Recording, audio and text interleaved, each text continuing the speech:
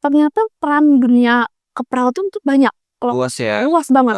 Luas banget. Dan nggak harus kerja di rumah sakit atau Betul. vaskes lainnya.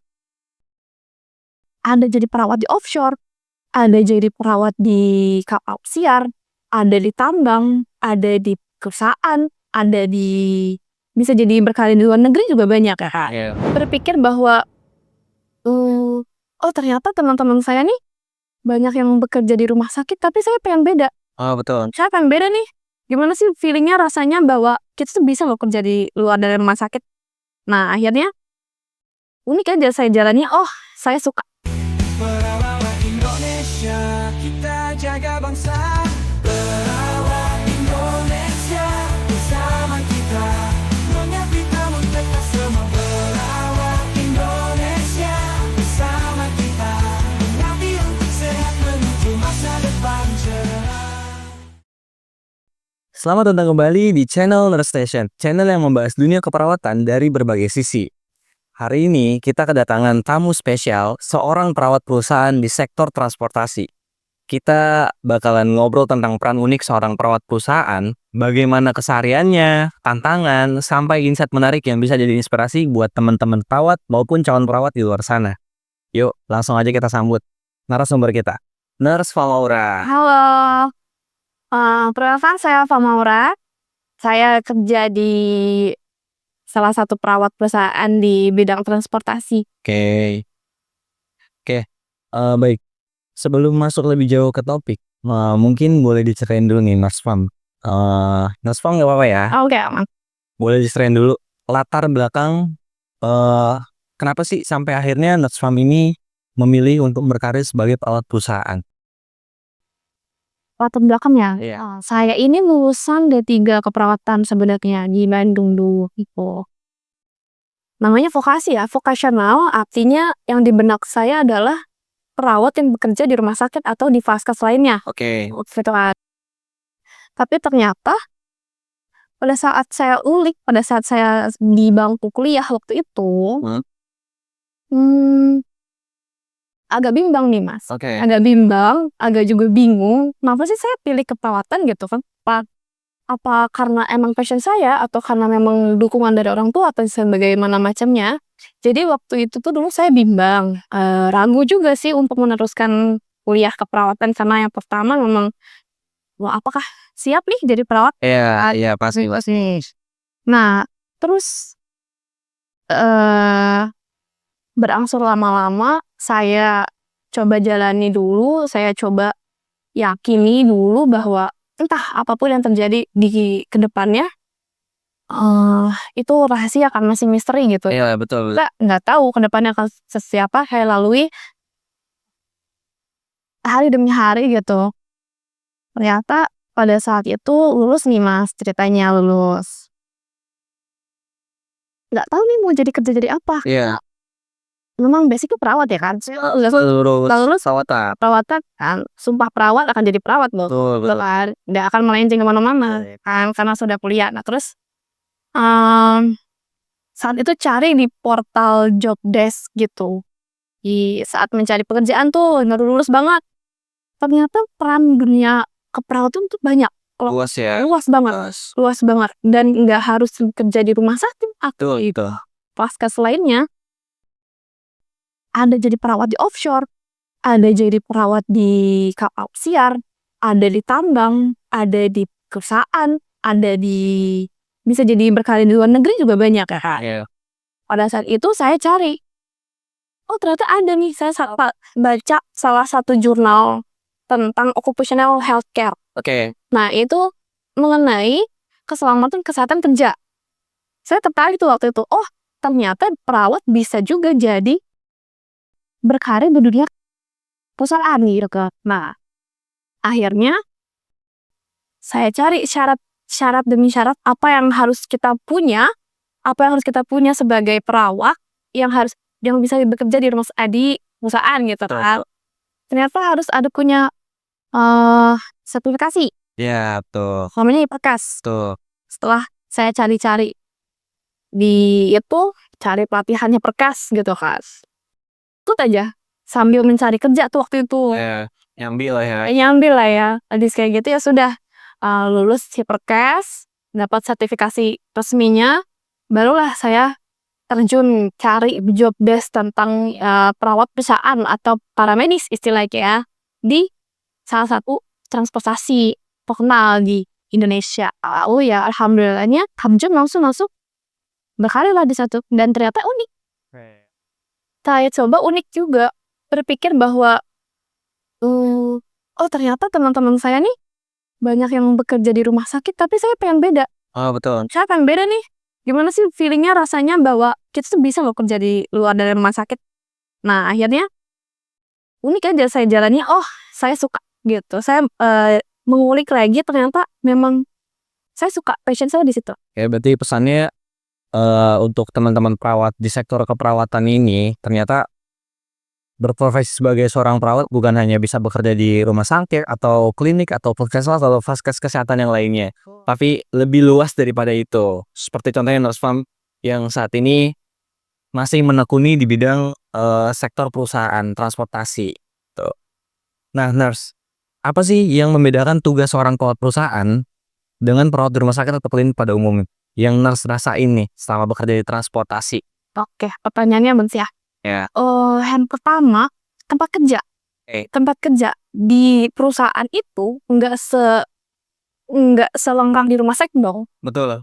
Kita ini hanya bagaimana caranya untuk melakukan P3K atau pertolongan pertama.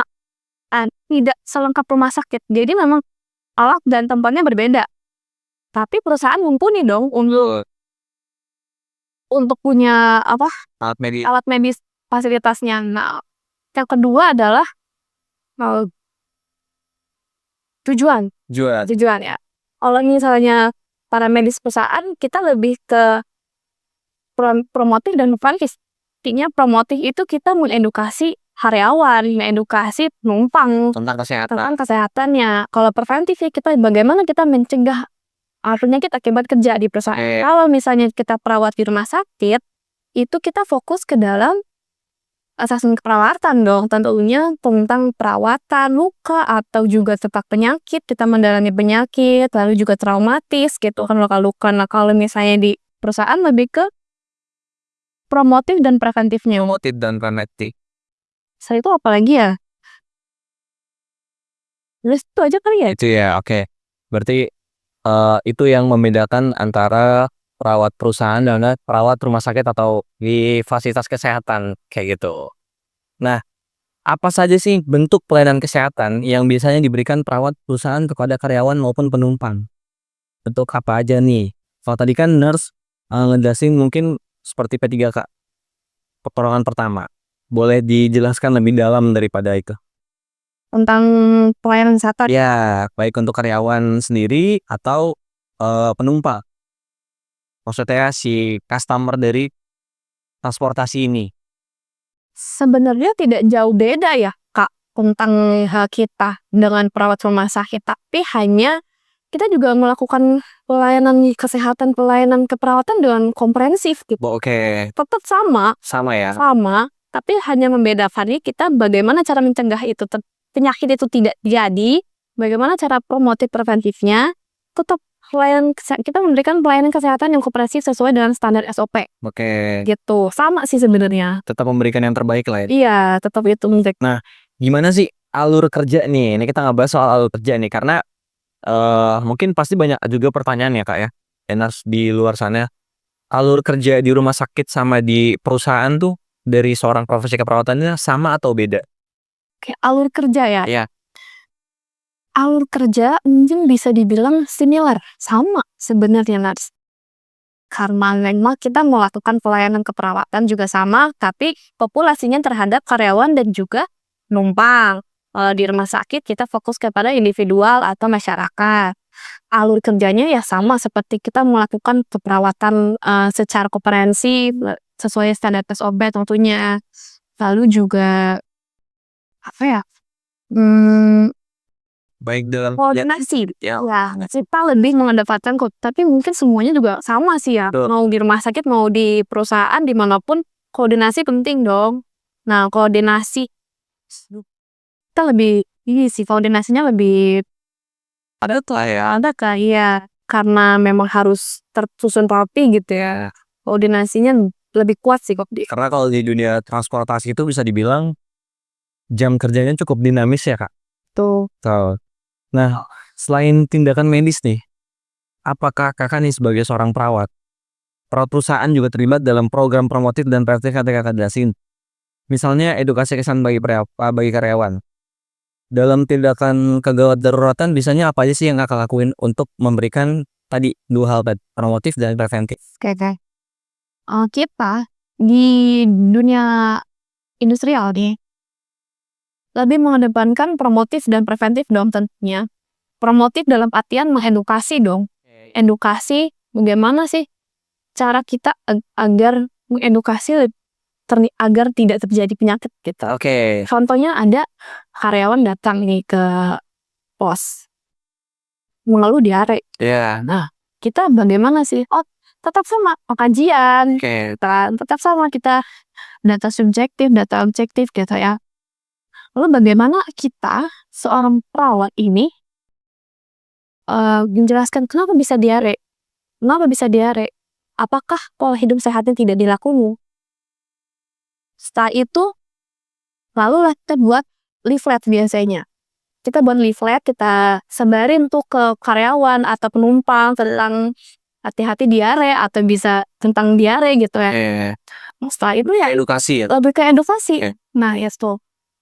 Kalau untuk preventif, contohnya kita lebih mencegah ke penyakit akibat kerja. Oke. Penyakit akibat kerja. Pokoknya, misalnya di sektor transportasi ada facility care dong ya. Betul. Ada facility care.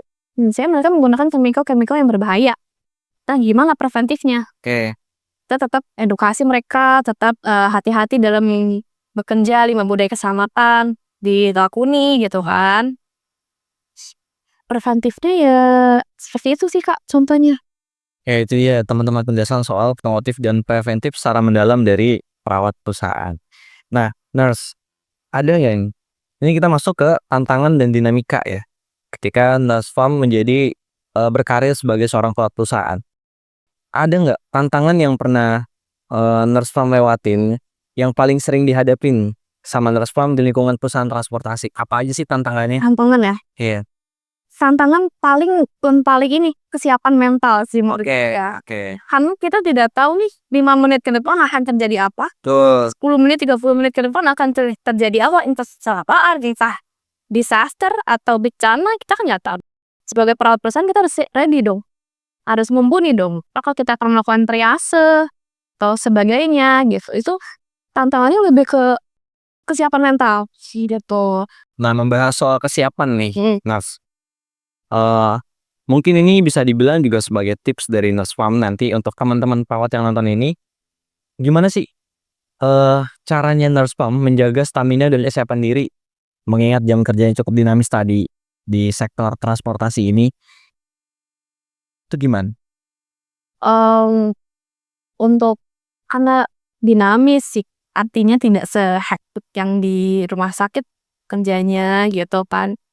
Kita tetap menjalankan pola hidup sehat tentunya. Karena kita juga Itu utama ya. tenaga medis dong. Kita juga harus kesiapan diri dong. Kesiapan diri kita agar kita kerja dengan maksimal. Pokoknya ya olahraga, tidur dengan cukup, minum vitamin dan juga kesiapan stressful, manajemen stres. Ya, manajemen stres. Manajemen stres itu penting juga sih. Kalau kita stres juga kan pikiran nggak macam-macam gitu kan mengaruhi kesehatan. Nah, ya. Karena stres itu pemicu penyakit. Iya, dari kepala turun ke badan. Jadi itu sih karena dinamis, karena pekerjaannya dinamis dan juga jam kerjanya dinamis, mungkin ya teman-teman sejawat yang lagi menjadi perusahaan juga kan pasti saya yakin bahwa tak cukup kok istirahatnya. Oke, next nih ya. Selama kakak berkarir sebagai perawat perusahaan, ada nggak kendala yang pernah dialamin terkait fasilitas atau koordinasi lintas sektor? Karena kan ada di bidang-bidangnya nih, divisi, ya kan polisi gitu. Nah, bagaimana cara nurse farm ngatasinnya? Apa solusinya gitu? Fasilitas ya, karena kita bekerja di bidang first aider dong, akhirnya para medis perusahaan harus bisa punya fasilitas gitu kan. Berbeda dengan di rumah sakit yang lengkap gitu Kak. Tapi kita setiap bulannya itu kita tetap apa namanya, ngecek fasilitas. Misalnya kita ngecek AED, apakah layak pakai atau bisa dikalibrasi, semua alat kesehatan kalibrasi agar bisa kesiapan, agar kita bisa ready untuk jadi ke depannya akan jadi seperti apa. Oke. Lalu juga koordinasi tim juga menurut saya udah baik sih di sektor kita ini. Koordinasi penting antar divisi untuk bagaimana cara kita melakukan perawatan secara komprehensif ya. Artinya kalau misalnya ada urgensi kita bagaimana cara kita merujuk gitu kan. Tetap setiap bulan kita tetap cek fasilitas, cek obat juga biasanya dilakukan pada perawat medis. Misalnya expired obat atau ketersediaan obat analgetik atau diare atau sebagainya itu tetap kita lakukan. Oke, itu dia teman-teman. Nah, terkait manajemen pelatihan nih Kak, dari pihak perusahaan mungkin. Ada nggak sih pelatihan khusus yang secara rutin mungkin diberikan sama perusahaan buat para tenaga kesehatan yang ada di perusahaan, terkhusus Kak sebagai perawat perusahaan. Misalnya kegawat daruratan, terus keselamatan kerja, atau keselamatan transportasi. Ada dong, tentunya di sektor industrial perawat perusahaan ini tentunya kita harus punya sertifikasi yang mumpuni. Contohnya HIPROCAS itu wajib banget. PTCLS itu wajib dari nurse-nya ya, dari kitanya sebagai perawat. Tapi dari perusahaan juga memang mereka tetap melakukan refreshment kembali tentang perawatan tentunya. Misalnya mereka kita punya project training gimana caranya evakuasi atau training bagaimana caranya untuk first aider sebagai P3K atau DRS CAB kalau Mas tahu ya. DRS CAB atau basic trauma cardiac life support ya. Nah itu tetap sebagai pemateri biasanya. Tapi tetap dari perusahaan tetap refreshment kembali. Ada banyak trainingnya yang bisa kita jalani. Yang bisa menjadi pemateri adalah kita kepada si perawat pada si karyawan. Nah, itu sih serunya di situ karena kita sebagai pemateri menjelaskan bagaimana caranya penanganan pasien pingsan, bagaimana cara evakuasi korban, bagaimana cara henti jantung, henti nafas gitu ya. Nah, itu tetap ada tim tiap bulan. Rutin ya? Rutin. Harus refreshment. Nah, dari pengalaman Nurse Fang nih sejauh ini nih Mas, ada nggak sih pelajaran berharga yang membekas gitu, yang masih diingat sampai sekarang? Sejauh ini? Sejauh ini ya? Yes. Dari awal nggak pikiran sih Mas untuk jadi perawat perusahaan. Oke. Ternyata pas saat diulik lebih jauh, dalam, luas banget. Luas ya. Tapi saya cari di mana letak serunya keperawatan itu ternyata yang di bidang saya tekuni ini. Oke. Jadi itu perusahaan itu yang terbaik karena saya pas gitu pengen mendalami gitu ya, mendalami seorang perawat dan juga peran saya seorang perawat dan juga saya suka di bidang itu. Jadi mungkin ini sedikit pesan juga mungkin dari Nurse Famora kalau misalnya buat teman-teman keperawatan di sana, yang sedang menekuni pendidikan profesi keperawatan atau yang mungkin baru masuk ke dunia keperawatan, profesi keperawatan sebagai perawat muda, ternyata profesi keperawatan itu luas cakupannya. Kita bukan hanya bisa bekerja di bidang seperti rumah sakit atau fasilitas kesehatan yang lainnya kayak gitu, tapi bisa juga seperti Nurse Famora bekerja di sektor perusahaan transportasi. Dan masih banyak lagi guys, banyak banget. Masih banyak. Bisa di offshore, bisa di gimana tadi? Tambang, para medis tambang. Iya. Teman saya juga ada nih yang di tambang. Iya banyak. Seru banget. Seru. Nah, kita sambung nih Nurse. Oke. Boleh nggak dijelasin apa sih peran pentingnya perawat perusahaan yang mungkin masyarakat luasnya jarang banyak yang tahu gitu? Oke. Mungkin ya secara garis besar di umum itu mereka tidak tahu bahwa di perusahaan itu selalu pasti ada medisnya. Iya. Ya kan? Jadi masyarakatnya kurang kebanyakan orang nggak tahu nih bahwa para medis juga bisa loh kerja di perusahaan itu, perawat bisa loh kerja di perusahaan gitu.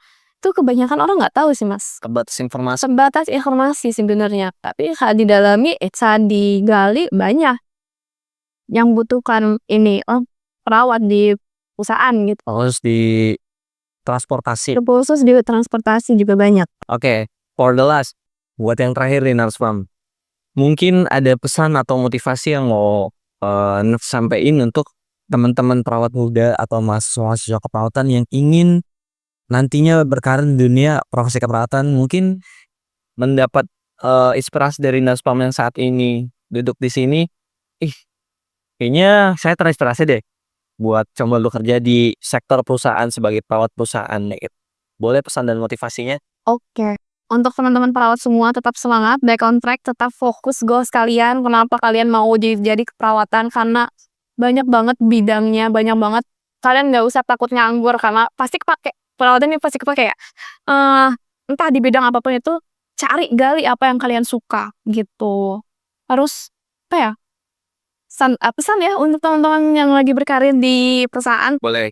Ya. Boleh. Semangat guys, jangan lupa pola hidup sehat. Tetap semangat. Untuk teman-teman saya yang lagi dinas, mungkin hari ini ada Nada, ada Meta, ada Galuh, terus ada juga Yunita, Supi. Bye guys, semangat. Jangan lupa ngopi. Jangan lupa ngopi. Oke, terima kasih banyak buat teman-teman sejawat perawat yang sudah menonton video ini sampai akhir. Jangan lupa like, komen, subscribe, dan juga share ke teman-teman kalian semua. Jangan lupa juga follow akun resmi Instagram TripMPPPNI, organisasi kecintaan kalian. Terus update informasi di sana. See you the best, see you the next time. Bye-bye. Selamat ke Mas Jawat. Jangan lupa ngopi.